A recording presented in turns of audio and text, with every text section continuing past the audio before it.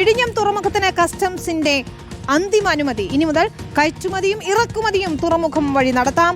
August 18 മുതൽ ചരക്ക് നീക്കങ്ങൾ ആരംഭിക്കും. റഹീസ് റഷീദാണ് ചേരുന്നത്. റഹീസ്, ഒരു നിർണായക നാഴികക്കല്ലെന്ന് പറയാമല്ലേ? കസ്റ്റംസിന്റെ അനുമതി കൂടി ലഭിക്കുന്നതോടെ വിഴിഞ്ഞം തുറമുഖത്ത് കുറച്ചുകൂടി ചരക്ക് നീക്കം സുഗമമാകും എന്ന് കരുതാം.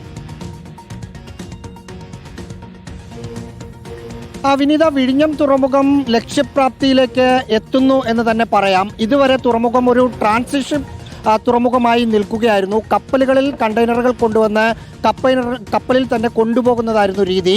പക്ഷേ വിഴിഞ്ഞത്ത് നിന്ന് ഇനി മുതൽ കയറ്റുമതിക്കും ഇറക്കുമതിക്കുമുള്ള കസ്റ്റംസിൻ്റെ അനുമതി ലഭിച്ചതോടുകൂടി റോഡ് മാർഗം കയറ്റുമതിയും ഇറക്കുമതിയും ചെയ്യാം എന്നതാണ് നേട്ടമായിട്ട് ഉള്ളത്. ഇതുവരെ ഇതിന് ദേശീയപാതയിലൂടെ കണ്ടെയ്നർ പോകുന്നതിനുള്ള അനുമതി ദേശീയപാത അതോറിറ്റി നൽകിയിരുന്നു. അതിനു പിന്നാലെയാണ് കസ്റ്റംസിൻ്റെ അന്തിമ അനുമതിയും കൂടി ലഭിച്ചിരിക്കുന്നത്.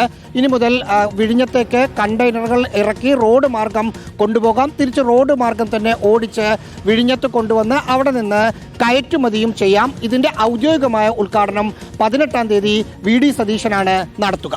ശരി, ഏതായാലും ഓഗസ്റ്റ് 18 മുതൽ ചരക്ക് നീക്കങ്ങൾ ആരംഭിക്കുമെന്നതാണ് റഹീസ് റഷീദ് പറയുന്നത്.